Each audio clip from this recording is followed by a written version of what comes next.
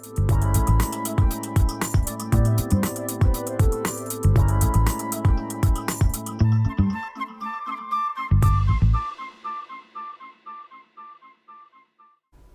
I want to welcome you to another episode of Recovery Today, sponsored by the Recovery Resource Center here in Salisbury, Maryland. My name is Perry Gaidurgis. I'm the host of the show. I'm a person in long-term recovery, and what that means for me is that I have not had any mood-changing chemicals or alcohol use in over 41 years. And I'm a super grateful recovering person in recovery from a substance use disorder.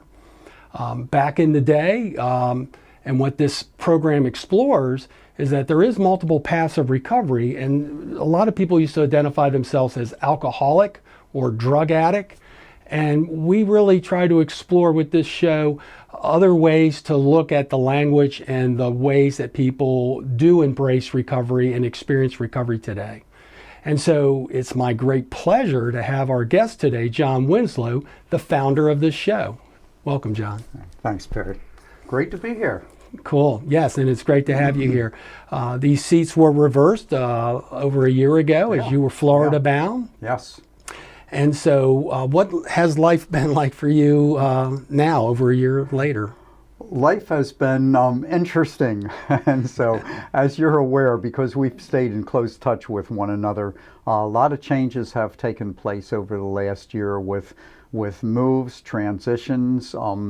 Wondering as I first went down to Florida, not knowing really what my purpose was going to be, what the universe or what my higher power would have me doing, whether it was a beach bum or or what have you, and I've gotten some messages from the universe in terms of the direction for my life to take, and I've been very plugged into that. So it's been interesting, it's been busy, lots of changes, lots of good things happening, a number of struggles as well, but we call that life. Yes, yes, yes. Well, to our viewers that maybe this is the first time they're seeing this show, you founded this show over 2 years ago as a board member of the Recovery Resource Center here in Salisbury. Can you even just mention what that was like for you to be a member and to start a show like this? We've now had well over a dozen episodes in this last 2.5 or so years. Well, I was invited to come onto the board by some of the founders of the center, and was looking to, on a local level, an opportunity to give back to my community, because I had been engaged in this recovery advocacy work on a statewide and to some degree a national level, but here was an opportunity on a real local level to be involved. And so I accepted that offer, and not long after that, looking to see how I can best use my skills and what I have to offer, was given an opportunity to launch this Recovery Today show on PAC 14. Thought that it was really a great opportunity to really get the message out, not only locally to the recovery community and the community at large in the Salisbury area, but also through media to be able to expand and get it out, who knows, across, maybe even across the world. So took advantage of the opportunity that was offered me, and it was fantastic, I think, to be able to get this show off the ground, to be a part of it, and it's great to see that it continues. Yeah, with that in mind, then, as you mentioned, the power of media, and you are a person in long-term recovery, and you've worked professionally for many decades, like myself, and how the evolution of this recovery, and even before that, treatment world and intervention world, And so you do have a very unique sort of sage wisdom to this sort of long view of how our community has been affected by addiction and our families and institutions. And so having said all that, I'm wondering, as I kind of put this up for the audience to understand your background, can you explain a little bit about that, your story, and capsulize? I'll try to really condense my story. I came from a middle class family, good traditions and values that I was brought up with. And that was in Maryland, right? That was in Maryland, and north of Baltimore. A loving family. And I was a very self-willed person, and I wanted what I wanted when I wanted it from the get-go. And I had this curiosity about alcohol and getting high from a very early age. And once I, at age 14, lit those fires and got drunk for the first time, despite negative consequences, the very first time that I used, I was on a mission to get more of that stuff. And so by my late teens, although I wasn't aware of it, I was drinking alcoholically. By my late teens, I had a sister that was killed by a drunk driver. When I was 17, she was 2 years older than me. She was killed, her best friend was killed, her fiance was killed, and the driver of the other car that was intoxicated was killed also. I swore I would never drink and drive again. That promise lasted all of about 2 or 3 months, and I drove drunk hundreds of times after that. At any time, I could have taken somebody else's life. Was only thinking about me at that time. I ended up crashing and burning when I had just turned 26 years old. The year prior to that, I had checked myself into a VA hospital on a psychiatric unit, spent 2 months there. They suggested I might be an alcoholic, and that was the last thing in the world that I wanted to be, alcoholic or drug addict. And I spent the next year trying to convince myself that I was not. Ended up with a head-on collision that ended up, for me, being at 26 in my third treatment program, and I was ready at that point. I was given what we call the gift of desperation, and I found myself opening up to a whole new world that I had no idea.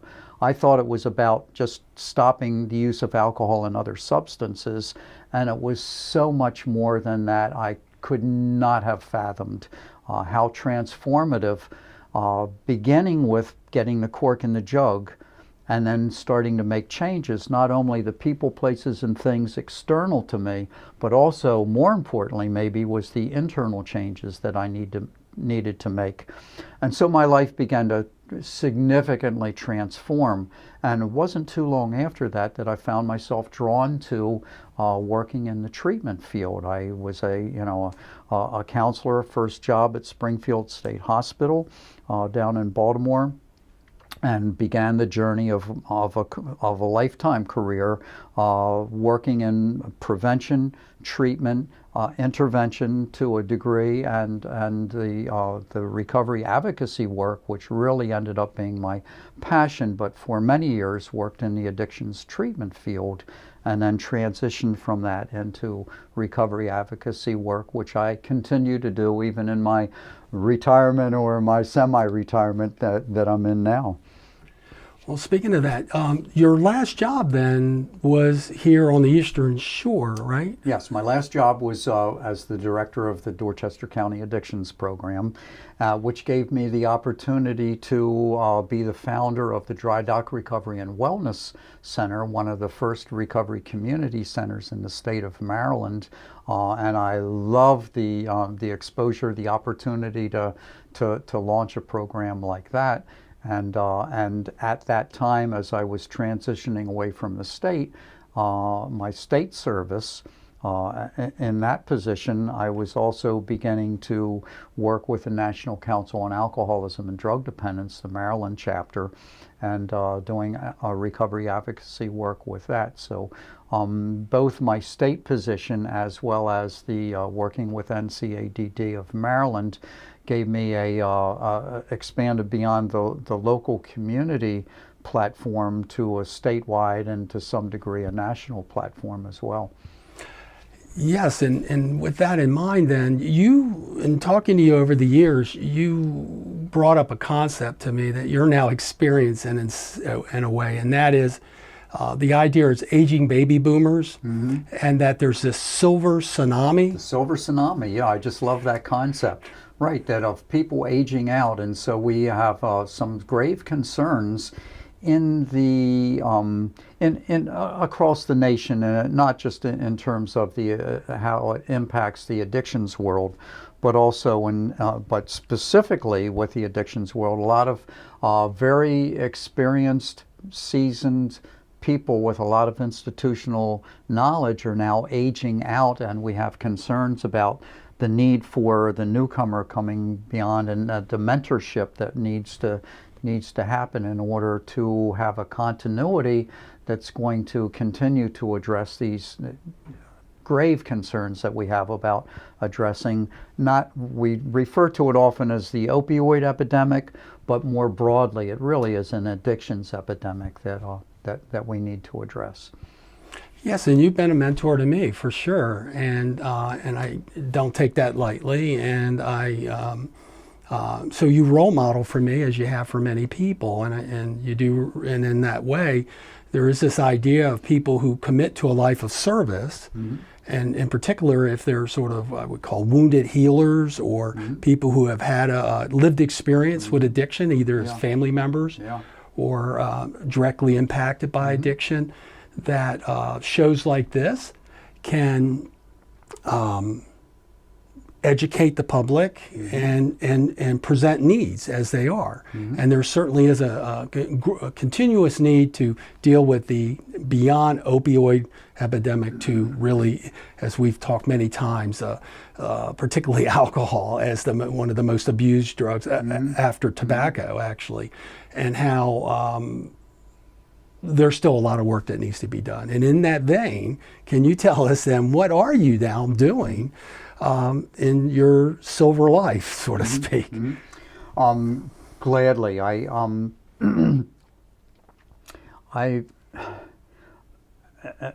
combination of reading a couple pieces of literature that are out there that are specific to recovery advocacy led me to the spark of a vision of finding a way to connect the dots of individuals and communities and families in different locations.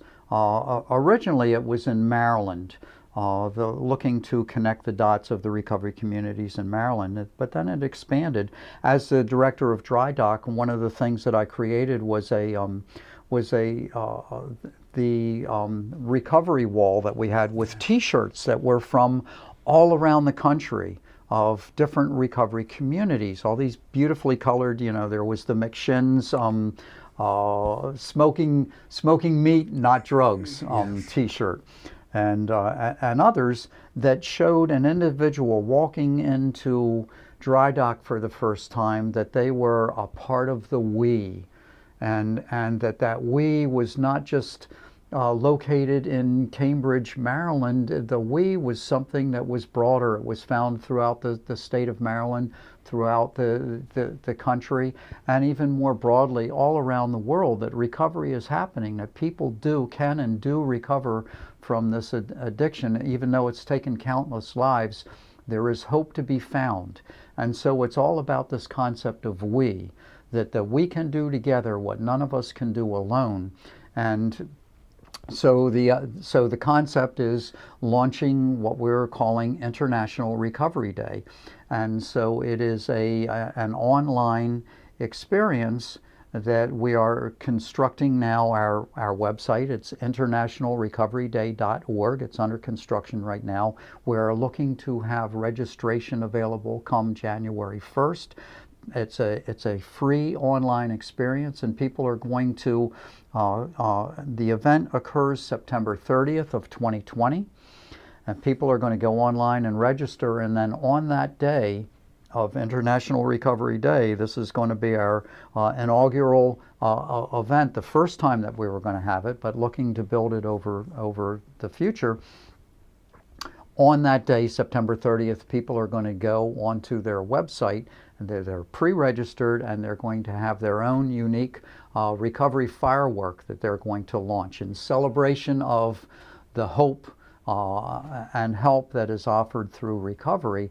And they're going to be able to see on a two-dimensional map all across the world these individuals that's going to be geomapping. So individuals, whether it's out of New Delhi, India, or Sydney, Australia, or Cambridge, Maryland, people that are launching their fireworks, and you're going to be able to see all across the globe people from all addictions, from all pathways of recovery, including family members that have lost their loved ones, family members that have a loved one out there actively in addiction, or that are in recovery from addiction, all coming together. So this is really huge. We're talking about, in the United States, the largest recovery event we have is about 25,000 people. We're talking about the potential for hundreds of thousands, if not millions of people coming together to celebrate this recovery experience that we know is transforming in people's lives. Wow, that's global. Mm-hmm. And I'm just struck by this germinated and seeded right here on the eastern shore of Maryland. Absolutely.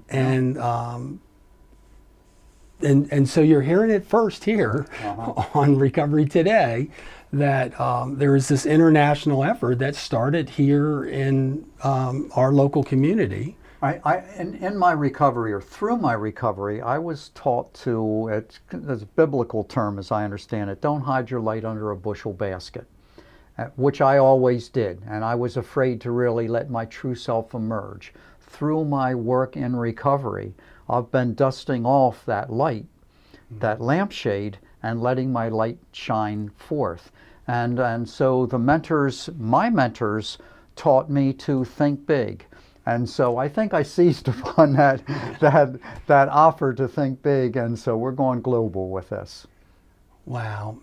Well, is there something the viewers can, and family members that are watching this show, plug into? I guess you mentioned that website, the date. Well, right now they could go to our Facebook page, which is International Recovery Day on Facebook. Just go to that, and you can learn more about the activities. And we've already tapped in, as you know, we've tapped into folks from all around the world. That from Tasmania and New Zealand and Japan and Australia, Canada, the UK, just all over the world. People are really excited about this opportunity. So we hope that the folks right here in a local eastern shore of Maryland, as well as the viewers that get exposed to this video, will take advantage of this free online experience.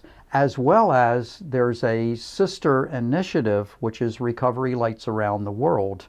And we are inviting folks to go to their local mayor or their local associations, as I've done in Virginia Beach. And Virginia Beach is going to light up their town hall in purple. Purple is the color, as with your shirt that you have on. Purple is the color that represents recovery. And so we're not only looking to light up Town Hall, but we're also looking to light up the entire Virginia Beach boardwalk in purple. And so we're hoping to do that in the towns and cities and capitals all around the globe. Well, we're wrapping up the show for this episode. This international concept, and I think of the words unity and alignment and community and and sort of the embracing an interconnectedness Yes. of recovery people, no matter what the pathway of recovery is for you, and for family members as well. So I guess the word hope strikes me as maybe one of the strongest concepts of for people who are observing this and experiencing the event over this day. The two primary words that stand out for me, Perry, are we and hope. Okay. That it's a connectedness. It's connecting to my spirit with your spirit and the spirits of other folks that are on the same journey. And the journey is about a journey of hope that we're looking to shift away. We all know about the ravages of addiction. You know, we've heard that, you know, ad infinitum about, you know, how many, the losses of, you know, the devastation to individuals, families, and communities. We're looking to shift the focus from the negative over to the positive, shift over to the solution, that there is hope available for individuals, families, and communities to recover and not only to stop the use, but to rebuild lives and to expand that into the community at large, that there's much that the recovery community has to offer the broader community at large. Wow. Well, I really applaud your efforts to do this kind of work in your later active senior years or silver years. Thank you, and it is a we thing. It's not just a me thing, it is a we thing. And so there are a lot of folks that are involved that are a part of this, and I think that is real important to make sure that message gets out. It is about we, that we can do together what none of us can do alone. Okay, and so I want to thank you for being here today. You are welcome, and thank you for having me, Perry. And I want to thank our guests for watching another episode of Recovery Today, sponsored by the Recovery Resource Center, which is very much a we resource here in Salisbury, Maryland. It has helped thousands of people over the years here in our local community. And also remind you that this show is on YouTube as well, on the PAC 14 channel. And please share that if you can't watch this show live through the normal broadcast ways that are available to the citizens of Wicomico County. So again, thank you, John, and thank you for another episode of Recovery Today.